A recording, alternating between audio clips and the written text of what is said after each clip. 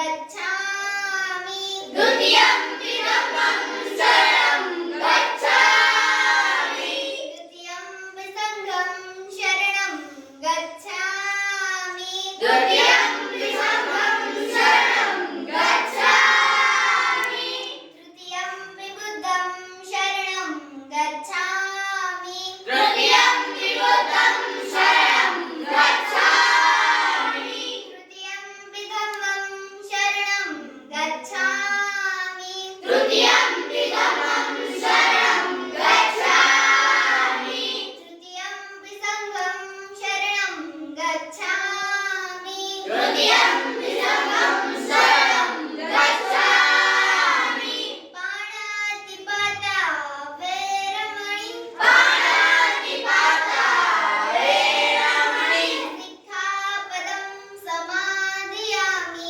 सिक्खापदं समादयामि अदिन्नदाना वेरमणि अदिन्नदाना वेरमणि सिक्खापदं समादयामि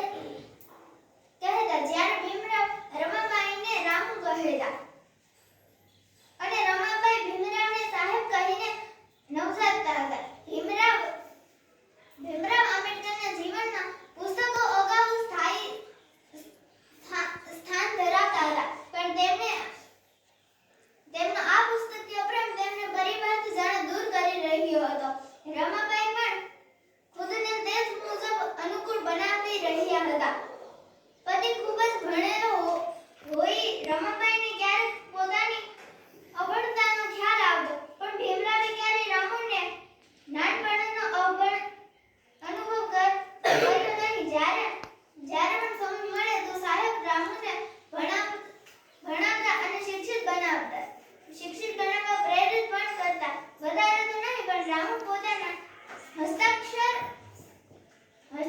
કરતા તથા સમાચાર પત્રો વાંચતા તો શીખી જ ગયા હતા. આમ રમાબાઈના જીવનમાં ભણતરનો અભાવ રહ્યો હતો.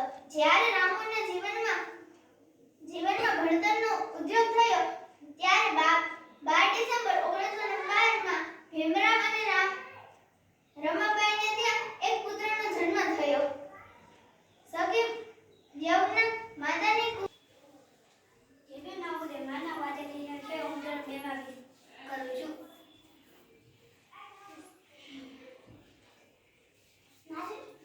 જેબી નામુદે મારું નામ તિશા છે. હું ધોરણ 4 માં અભ્યાસ કરું છું.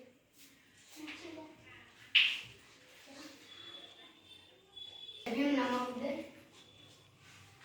સુદા એ હું ધોરણ 4 માં અભ્યાસ કરું છું. સાહેબનું નામ હતું. મારું નામ ચૌહાણ સંજયભાઈ છે. હું ધોરણ 6 માં અભ્યાસ કરું છું. આજે હું તમને વીરબેગમાં વિશે કહીશ. हमारे गले में हांडी और पीछे जादू छुड़ाने की आजादी देने में વીરબેગમાં એક સન્માન કદી પ્રશ્ન કર્યો છે કે ચરના દિવસે રાંધવાનું શું કામ, સાતમના દિવસે શું કામ ખાવાનું, આઠમના દિવસે મેળો ઉજવણી સાંજ. વર્ષો પહેલા વીરબેગમાં નામના બહુજન સમાજના ક્રાંતિકારી પેદા થયા હતા, જેમણે જ્ઞાની જાતિના ભેદ દૂર કરી સમાનતાનું આંદોલન ચલાવ્યું. જેના વિરોધ મનુવાદે શાસ્ત્રી તળાવમાં પાણી લાવવા 32 પૂરી ભરીને રૂપે આંદોલન કર્યું. જેના વિરોધ મનુવાદે શાસ્ત્રી તળાવમાં પાણી લાવવા 32 પૂરી ભર્યા પડું ષડયંત્ર કર્યું. ત્યારે બહુજન સમાજના લોકોની પરાકાષ્ઠા હતી. જે ગામના છેવાડે રહેતા એટલે કે બહુજન સમાજના લોકોને પ્રવેશવાનો અધિકાર હતો. લોકોને વસા હતો. બજારોમાં પ્રવેશ શકતા નહોતા અને ગળામાં કુડી અને પાછા જાડુ તેમજ પગમાં ઘૂંઘીને રાખવામાં આવતી. જેના વખતે લોકોને ખબર પડી જાય કે સીમાડીઓ આવી રહ્યો છે એટલે તેનાથી દૂર થઈ જતા. આ દૂર કરવા સિદ્ધરાજ જયસિંહ સામે વીરબેગમાં અમુક શરતો મૂકી. મારા સમાજ ગામના છેવાડે રહે છે, તેમને ગામની અંદર રહેવા અને ગળામાં કુડી અને પાછા જાડુ અને પાણી પીવાનો અધિકાર આપવામાં આવે. આ શરતો રાજાએ માની અને સમાજના હિત માટે સંવત 1172 માસદ 7 શુક્રવારના દિવસે વીરબેગમાં બલીને હત્યા કરવામાં આવી. રાજાએ વીરમાયાને કહ્યું, તારું બલિદાન યુગો સુધી લોકો યાદ રાખશે. તેના બદલામાં તારે જે માંગવું હોય તે માંગ. વીરમાયાએ પોતાના અને પરિવાર માટે કંઈ ન માંગ્યું, પણ વીરમાયાએ રાજા કહ્યું, હે મહારાજ, આપ માંગવાનું કહો છો તો હું મારા સમાજ માટે માંગુ છું. લોકથાઓ અને સંત સાહિત્ય 5મી શરત પણ મળે છે. 5 બીજાની જેમ માણસ ગણવામાં આવે અને કેડમાં બાંધેલા ઝાંઝર અને ગળામાં ફરજિયાત બાંધવી પડતી ફૂલદી દૂર કરવામાં આવે. રાજા એ જ શરણે વીરબેગમાયાની તમામ માંગણીઓ માન્ય રાખી. સાથે પાટણના તે સમયના રાજ બારોટ ગિરધર બારોટના દીકરાને અશિષ્ટનો બારોટ થવાનો સ્વીકાર કર્યો. બસ પછી તો અબીર ગુલાલ છોટો વાજતે ગાજતે ઢોલ સરળે કે સૂર સાથે મહાવીર બેગમાનું સામાન્ય થયું. રડોના ગામથી માતા પિતા અને પરિવાર પાડવામાં આવ્યો. પાટણ રાજ્યની પ્રજા આ અમર બલિદાન જોવા ઉમટી પડે છે. હાજર જન્મદિની માયાનો જય જયકાર કરે છે. જય ભીમ નામ બુધાય. મારું નામ મકવાણ સોનાની છે. હું ધોરણ 6 માં અભ્યાસ કરું છું. नमन करें हम सावित्रीबाई को जिसने न्याय शिक्षा के अलग जगाए, अज्ञात अंधकार दूर कर श्री ज्ञान की ज्योति जलाए, शिक्षा पाकर सबको समझाए, कितनी जरूरत होती है पढ़ाई, रूढ़िवाद परंपराओं को तोड़कर उनके खिलाफ आवाज उठाए, देश के लिए अच्छे काम करके वह महान समाज सेविका कहलाए. स्त्री अधिकार के लिए लड़ना सिखाया और क्रांति ज्योति मंत्र सावित्रीबाई फुले कहले. आज હું તમને એવી સ્ત્રી વિશે જણાવવા જઈ રહી છું જેને જ્ઞાનની દેવી અને રાષ્ટ્રમાતા કહેવામાં આવે તે કંઈ ખોટું નથી. આજના સમયે જ્ઞાનની દેવી સરસ્વતીને માનવામાં આવે છે, પણ તે સરસ ખોટું છે. જો કોઈને જ્ઞાનની દેવીનું મૃત્યુ મળ્યું છે તે માતા સાવિત્રીબાઈ ફુલે છે. માતા સાવિત્રીબાઈ ફુલેનો જન્મ 3 જાન્યુઆરી 1831ના રોજ મહારાષ્ટ્રમાં એક સુદગુણાથી માડી જાતિમાં થયો હતો. તેમની માતાનું નામ લક્ષ્મીબાઈ અને તેમના પિતાનું નામ ખાંડોજી નવેશ પાટીલ હતું. તેમના પિતા ફૂલોનો પરંપરાગત વ્યવસાય કરતા હતા. તેઓ નિરાશ થઈને જ્યોતિબા ફૂલેને કહેતા હતા. ત્યારે જ્યોતિબા ફૂલે માતા સાવિત્રીબાઈ ફૂલેને સમજાવતા કહેતા કે હજી તો આ સમાજને આપણે ઘણા આગળ લઈને જવાનું છે. હજી તો આ સમાજને આપણે શિક્ષિત વર્ગ બનાવવાનો છે. તો માતા થઈ જઈશ તો કેમ ચાલશે? ત્યારબાદ તેઓ ફરીથી દીકરીઓને અભ્યાસ કરાવવા જતા હતા. તેઓ જ્યારે દીકરીઓને અભ્યાસ કરાવવા જતા ત્યારે તેઓ તેમના બેગમાં એક વધારાની સાડી પણ લઈને જતા હતા. ત્યાં ત્યાં જઈને ખરાબ થયેલી સાડી ધોઈ સૂકવી સાડી પહેરી દીકરીઓને અભ્યાસ કરાવતા હતા. कब तक ये चूल्हे चौके में बसे रहोगे? अब तो थोड़ा आगे बढ़ो, शिक्षित बनो और संघर्ष करो. એ સમયમાં જે કાર્ય કોઈ ના કરી શકે માતા સાવિત્રીબાઈ ફૂલે કરી બતાવ્યું અને ભારતના પ્રથમ મહિલા શિક્ષિકા બની. બસ એટલું જ કહીશ. જય ભીમ. મારું વક્તવ્ય બોલવાનું. જય ભીમ. નમો બુદ્ધાય. મારું નામ જાદવ શ્રુતિ છે. આજે હું તમને કેવી વિશે જણાવવા જઈ રહી છું કે જે એક નાની ઉંમરમાં જે કેવો ઇતિહાસ રચી નાખ્યો કે જે કોઈ સામાન્ય માણસ રચી પણ ના શકે કે अबला नहीं वो एक नारी थी, अत्याचारियों पर भारी थी, बाकी से जो सांसद बनी वो गोरा गांव की फिल्म देवी थी, धर्म से अच्छे धर्मी पुरुषों को नथ पहनाने वाली वो एक नारी थी, डर से ना वो डरी कभी, दुश्मन के आगे ना वो झुकती थी, थर थर कांप रहा था शहर पूरा जब उसने बंदूक उठाई थी. उत्तर प्रदेश में गोरा गांव में फूलन देवी નો જન્મ થયો હતો. ફૂલન દેવીનો જન્મ એ મલ્લા નામના પરિવારમાં થયો હતો. તેના પિતા દેવદીન મલ્લા હતા. દેવદીન મલ્લાના પરિવારમાં તેના પત્ની અને તેના 4 સંતાનો હતા. 4 સંતાનોમાં ફૂલને સૌથી નાની હતી. ફૂલને બાળપણથી જ પોતાના પરિવારથી સાવ અલગ હતી.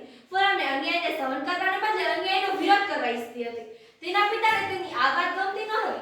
જ્યારે ફૂલને 9 વર્ષની થાય છે ત્યારે તેના લગ્ન તેના પિતાની મના વ્યક્તિ સાથે કરી દેવામાં આવે છે કે એ સમય હતો કે જ્યારે દીકરીને સાપનો ભાર મારવામાં આવતી હતી.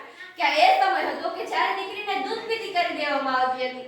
કે એ સમય હતો કે જ્યારે હસવા રમવા ફરવાની ઉંમરમાં દીકરીને પોતાના પિતાની ઉંમરના વ્યક્તિ સાથે પરણાવી દેવામાં આવતી હતી. कि वो सोचते थे कि हर फूल बेरहमी से तोड़ देंगे बागीचा उफ तक नहीं करेगा. कि वो सोचते थे कि हर फूल बेरहमी से तोड़ देंगे बागीचा उफ तक नहीं करेगा. पर अभी उनका फूलों में फूलन से मिलना बाकी था. पर अभी उनका फूलों में फूलन से मिलना बाकी था. જ્યારે ફૂલન દેવીએ લગ્ન કરીને તેના સાસરે જાય છે ત્યારે તેના સાથે બલાત્કાર કરવામાં આવે છે અને ફૂલન દેવી બધું સહન નથી કરી શકતા અને ત્યારે તે તેના પિતાના ઘરે પરત પાછા ચાલ્યા આવે છે. ત્યારે તેના પિતાએ સમજાવી અને તે જ નર્કમાં પાછા મેકી આવે છે અને ફૂલન દેવી સાથે આ અત્યાચાર કાંઈ એક દિવસનો ન હતો. ફૂલન દેવી સાથે આવા અત્યાચાર રોજબરોજ કરવામાં આવતા હતા અને ફૂલન દેવી આ બધું સહન ના કરી શકતા નથી તે તેના પિતાના ઘરે પરત પાછા ચાલ્યા આવતા અને તેના પિતા અંધશ્રદ્ધામાં માનતા હતા. ત્યારે તેના પિતા કહે છે કે પિતાના ઘરેથી તું ઉઠે ને તો ફક્ત ને ફક્ત દીકરીની ડોલી છૂટે ને તેના સાસરે જાય અને સાસરેથી તો ઉઠે ને તો ફક્ત ને ફક્ત દીકરીની અડધી છૂટે. આવી હતી આપણા સમાજની પહેલાની વિચારસરણી. આપણા સમાજની પહેલાની વિચારસરણી નથી, આપણા સમાજની હાલની વિચારસરણી પણ કંઈક આવી જ છે અને ઘણા વ્યક્તિ આ વિચારસરણીને અનુસરતા પણ હોય છે કે એ સમયમાં ફૂલન દેવીના પિતાએ તેમના વિરુદ્ધ કમ્પ્લેન્ટ દર્જ કરાવી. તેમને 3 દિવસ સુધી લોકઅપમાં રાખવામાં આવ્યા. ફૂલન દેવીની જિંદગીમાં પહેલાથી જ ઘણી બધી સમસ્યાઓ તો હતી પણ તેમની જિંદગીને નર્ક બનાવવા માટે પોલીસ કર્મચારીએ સતત 3 દિવસ સુધી તેમના સાથે બલાત્કાર કરવામાં આવ્યો. આ ઘટનાના વિરુદ્ધ કોઈ પણ છતાં પોલીસ પગલાં લેવામાં આવ્યા નહીં કે કોઈ પણ છતાં વિરોધ કરવામાં આવ્યો નહીં અને આ ઘટનાને ત્યાં જ દબાવી દેવામાં આવી હતી. અને જ્યારે ફૂલન દેવી રિયા થઈને જાય છે ત્યારે તેમના પતિના ઘરે જાય છે તો ત્યારે તેમનો પતિ તેમને મારે છે અને ઘરની બહાર કાઢી મૂકે છે અને હવે ફૂલન દેવીને સમજાતો નથી કે તે કરે તો કરે છે. ત્યારે તો તે કોઈક એવા વ્યક્તિઓનો સાથ મળે છે કે જેમને તે નવી રાહ બતાવે છે. તેમને ચંબલની પહાડીમાં એક ડાકુ ગેંગમાં સામેલ કરવામાં આવે છે. તેના અધ્યક્ષ બાબુ ગુર્જર હતા. બાબુ ગુર્જર પછી વિક્રમ બલાનો નંબર આવતો હતો. એ બાબુ ગુર્જરની ગીધ જેવી નજર એ ફૂલન પર જ હતી અને જ્યારે બાબુ ગુર્જરની ગીધ જેવી નજર એ ફૂલન પર જ હતી અને જ્યારે એક રાત સરદાર ફૂલન સાથે જબરદસ્તી કરતા વિક્રમ મલ્લા ત્યાં આવી ગયો. વિક્રમ મલ્લા એ ફૂલનની સમાજ ન હતો. તેના સાથે બનેલા બધા બનાવોને વિક્રમ મલ્લા જાણતો હતો. તેથી તેના પ્રત્યે સ્નેહ ભાવ દર્શાવતો હતો. એ સમયમાં સ્નેહ ભાવ દર્શાવતો હતો અને જ્યારે વિક્રમ મલ્લાએ